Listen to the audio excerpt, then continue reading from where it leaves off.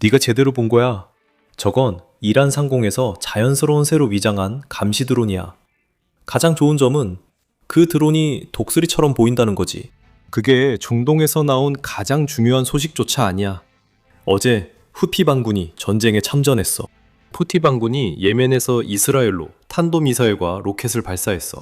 다행히도 이 모든 발사체는 요격됐지만 그럼에도 불구하고 이것은 발사된 로켓 때문이 아니라 전 세계 해운에 어떤 의미가 있는지에 대한 중요한 신호였어. 여기서 위험을 이해하려면 먼저 이란 정권이 호르무즈 해협을 봉쇄한 이후 석유 무역이 어떻게 재편됐는지 살펴봐야 해. 전쟁 이전에는 매일 약 1,500만 배럴의 원유가 호르무즈 해협을 통해 운송됐어.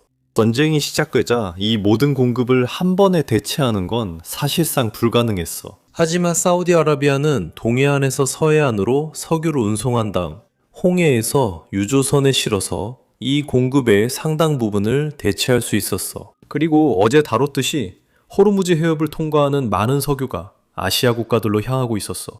어제 내가 실수로 러시아 국가들이라고 말했는데 실제로는 그런 나라는 없고 그 석유는 아시아 국가들로 가고 있어. 하지만 호르무즈 해협에서 나오는 석유의 약 80%가 아시아로 간다. 즉, 이제 사우디아라비아 내에서 석유가 운송되어 홍해 항구에서 유조선에 실리고 그 다음 또 다른 병목 지점인 바브 알만답 해협을 통과하게 된다는 뜻이야. 이제 여기서 후티 문제가 진짜 문제가 되는 지점이야, 내 생각엔. 작년에 후티는 이 해협을 통과하는 모든 선박을 공격하기 시작했어. 이스라엘이 이란과 가자지구에 대한 전쟁을 멈추게 하려는 목적이었지. 이게 실제로 세계 경제에 꽤 큰 영향을 미쳤어. 왜냐면 많은 유조선과 컨테이너선들이 홍해를 이용하거든. 이 해협을 이용해서 수에즈 운하를 통해 유럽으로 가는데 그 운하는 바로 홍해의 북쪽 끝에 있어. 이번에도 바로 그게 걱정거리야. 만약 후티가 해협에서 선박을 공격하기 시작하면 수에즈 운하를 이용해서 아시아에서 유럽으로 가던 교통이 막히게 돼. 교통이 아프리카의 뿔을 돌아서 가야 해서 약 14일이 더 걸리고 전 세계적으로 특히 유럽에서 인플레이션이 올라가게 돼. 그런데 게다가 이제 헤르무즈 해협을 통과할 수 없는 사우디의 많은 공급이 홍해와 바브 알만답 해협을 통해 이동하고 있는데 만약 후티가 다시 선박을 공격하기 시작하면 그 공급도 사라지게 돼. 그래서 우리는 2배로 압박을 느끼게 될 거야. 우선 아시아에서 유럽으로 오는 상품의 이동이 멈출 거야. 그리고 사우디아라비아에서 아시아로 오는 석유의 이동도 멈추거나 심하게 지연될 거야. 작년에 후티가 이런 행동을 했을 때 미 공군은 실제로 홍해에서 항해의 자유를 회복하기 위해 예멘에 있는 후티 진지를 폭격하기 시작했어. 다행히도 작년 5월에 후티가 미국 선박을 공격하지 않기로 합의하면서 실제로 휴전이 이루어졌어. 그리고 이때 미군의 폭격도 멈췄지.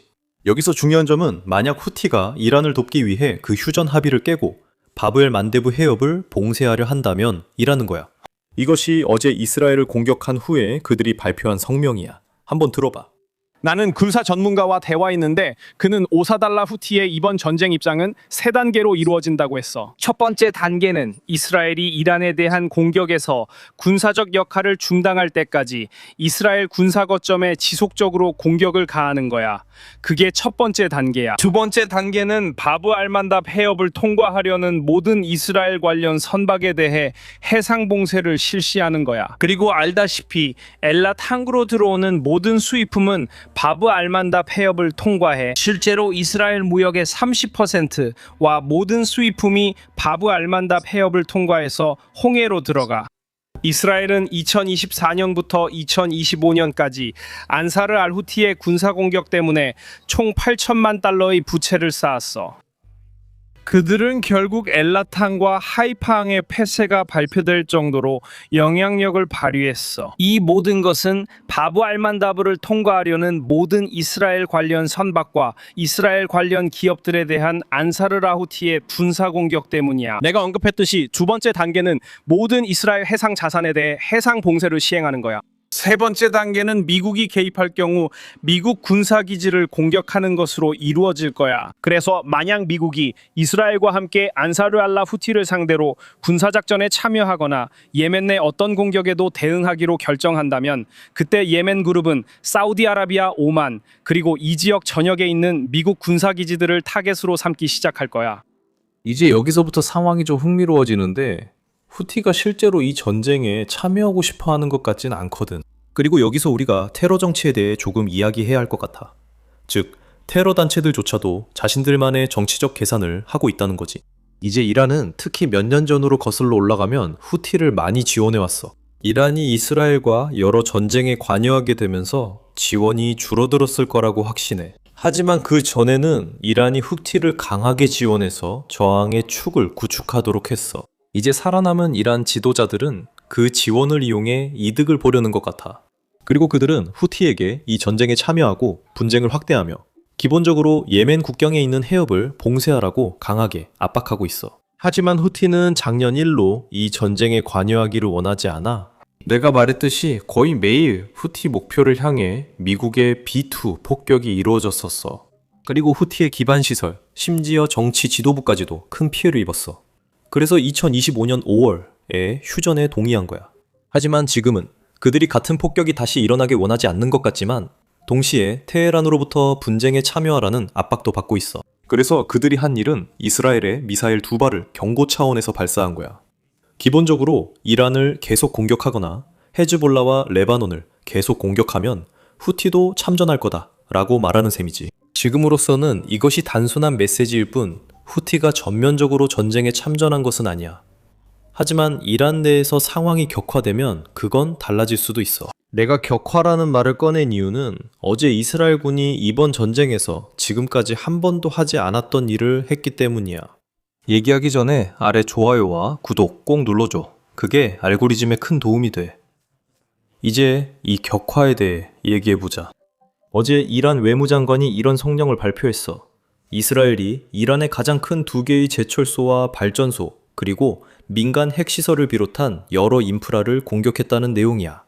이스라엘은 미국과 협조해서 행동했다고 주장하고 있어. 이런 공격은 미국 대통령이 제시한 외교를 위한 연장된 시한과 모순되는 거야. 이란은 이스라엘의 범죄에 대해 큰 대가를 치르게 할 거라고 했어. 이제 곧 이 공격에 대한 이란의 대응에 대해 이야기할 거야.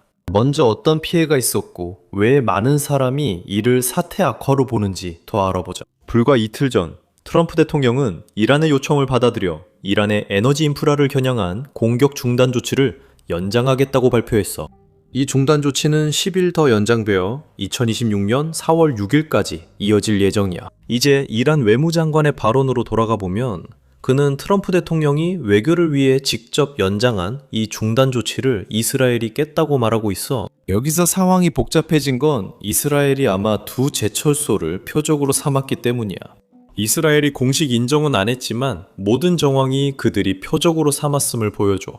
하지만 이스라엘이 외무장관이 언급한 발전소를 실제로 표적으로 삼은 것 같지는 않아. 더 가능성 있는 것은 그 발전소가 제철소에 전기를 공급하고 있었고 제철소를 타격하는 공격 중에 발전소도 피해를 입었다는 거야. 그러니까 트럼프 대통령이 제시한 일시 중단을 꼭 깬 건 아니지만 그래도 상황이 고조된 건 맞아. 왜냐하면 제철소는 사실상 민간 부문에 속하는 시설로 여겨지거든. 이제 이스라엘 측은 그게 이중 용도라고 주장할 거야. 즉, 그 철강이 군사적으로도 민간 부문에서도 사용된다는 거지. 그리고 이란인들에게는 이게 정말 큰일이었어. 왜냐하면 지난해 약 70억 달러어치의 철강을 수출했거든. 그래서 이건 그들의 경제에서 큰 부분을 차지했지.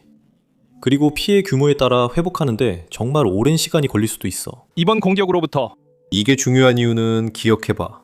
바로 지난 1월에 그 정권이 자신들이 만든 경제 문제 때문에 대규모 시위에 직면했었거든. 그런 문제들은 전쟁 중에도 사라지지 않았어. 그리고 전쟁이 끝난다고 해도, 예를 들어 정권이 그대로 남아있다 해도 이런 공습과 같은 공격들로 인한 경제 문제는 더 커질 뿐이고 정권의 엘리트들에게 뭔가 조치를 취하라는 더 큰 압박을 가하게 될 거야. 물론 그렇다고 해서 정권이 반드시 무너진다는 뜻은 아니야. 그건 이란이 북한처럼 변할 수도 있다는 뜻이야. 즉, 정권이 이란 국민들의 삶에 전혀 신경 쓰지 않게 되는 거지. 그들이 신경 쓰는 건 오직 정권이 살아남는 것뿐이야. 일반 국민이 어떤 대가를 치르든 상관하지 않아. 그럴 수도 있지만 전쟁으로 인한 경제적 압박 때문에 정권이 실제로 무너질 가능성도 있어. 아마 이스라엘 측이 그런 계산을 하고 있는 걸지도 몰라. 왜냐면 미국과는 달리 이스라엘은 정권 교체가 목표 중 하나라는 점을 어느 정도 공개적으로 밝혀왔으니까. 이스라엘이 직접적으로 정권 교체를 강요한다기보다는 이란 국민들이 정권을 스스로 전복할 수 있는 상황이나 환경을 만드는 거지. 그건 이스라엘 총리 네타냐후가 공개적으로 말한 내용이야. 자, 이제 우리는 이란의 보복으로 초점을 옮겨야겠어. 왜냐하면 그것도 꽤 심각했거든. 이스라엘이 이란의 철강 생산업체를 공격한 후 이란은 걸프 전역의 민간 공장들을 사실상 공격했어. 그리고 그건 아직도 내게는 이해가 안 돼. 왜냐하면 이란이 공격하고 있는 많은 나라들이 이스라엘과 그렇게 좋은 관계가 아니거든. 이스라엘 관점에서 보면 이건 어느 면에선 윈윈이야. 그들은 이란의 산업 역량을 파괴하고 그 대가로 이란은 사우디처럼 이스라엘을 인정하지 않는 나라들, 카타르, 쿠웨이트 같은 나라들의 산업 역량을 파괴하고 있어. 그리고 그들은 오만도 공격 중인데 오만은 이번 전쟁에서 이란 편인 것으로 여겨지지. 하지만 그럼에도 불구하고 이란의 계획은 경제적 고통을 최대한 넓게 퍼뜨리는 거야. 그래야 이 전쟁을 빨리 끝낼 수 있다고 생각하는 거지. 먼저 이란은 걸프와 중동 전역에서 공격할 목표 지점 목록을 공개했어. 여기에는 이스라엘, 사우디아라비아, 아랍에미리트, 쿠웨이트, 카타르, 바레인에 있는 철강 제조시설이 포함되어 있었어. 지금 내가 토요일 오전 텍사스 시간으로 대략 12시에 녹화하고 있는 시점에서는 이 철강 공장들에 대한 보복 공격이 아직 일어나지 않은 것 같아. 하지만 이란이 아랍에미리트의 알루미늄 공장을 타격한 것 같아. 이곳은 중동에서 단연코 가장 큰 알루미늄 공장이었어. 그리고 이 공장의 생산업체나 소유주에 따르면 토요일에 있었던 미사일과 드론 공격으로 인해 이 공장이 상당한 피해를 입은 것으로 보인다고 해. 이제 아랍에미리트는 사실상 이스라엘과 꽤 가까운 나라 중 하나야. 특히 중동 기준으로 보면 말이지. 왜냐하면 중동의 많은 나라들이 이스라엘을 국가로 인정하지 않거든. 하지만 그래도 개인적으로는 전혀 말이 안 된다고 생각해. 이스라엘이 공격을 하고 있는데 보복은 그 나라와 친구로 여겨지는 나라에 가해지고 있어. 이란의 전략이 모두가 고통을 느끼게 하려는 것이라는 건 이해하지만 이 전쟁에 직접 관련 없는 다른 나라들이 왜 이것을 테러로 보지 않는지 이해가 안 돼. 그들은 자신들을 공격하는 나라와 친구라는 이유만으로 무고한 제3자를 공격하고 있어. 하지만 어쨌든 이제 또 다른 이란의 보복에 대해 이야기해보자. 이번에는 실제로 미군이 주둔하고 있던 사우디 기지를 대상으로 한 공격이었어. 이곳은 프린스 술탄 기지였어. 그리고 사실 사우디아라비아는 최근 아마 일주일 전쯤에 미국에게 이 기지를 사용할 수 있도록 허가해줬어. 왜냐하면 이란이 아무 이유 없이 계속해서 사우디의 목표물들을 공격했기 때문이야. 이 허가 전에는 사우디가 전쟁에 관여하지 않았어. 미국은 사우디 영공을 사용할 허가가 없었어. 미국은 사우디아라비아에 있는 미군 기지를 사용할 허가도 없었지. 하지만 이란의 보복 때문에 그 상황이 바뀌었어. 그리고 이제 이란의 공격이 토요일에 이 기지를 성공적으로 타격해서 최소 15명의 미군이 부상을 입었고 그중 5명은 실제로 중태에 빠진 것으로 보이네. 게다가 중국 위성 사진을 보면 기지에서 항공기들이 불타고 있는 모습을 확인할 수 있어. 겉보기에는 미군이 전투기 연료를 보급하는 데 사용하던 급유기 중 하나로 보이네. 그리고 3대가 손상됐고 그중 1대는 파괴된 것으로 보인다. 이것은 이란이 미군 자산과 미군 병력을 상대로 수행한 공격 중에서 가장 성공적인 공격 중 하나로 보인다. 외교가 진전되고 있는 것처럼 보이지만 동시에 전쟁도 격화되고 있는 것 같아. 앞으로 무슨 일이 일어날지 예측하기가 매우 어렵다.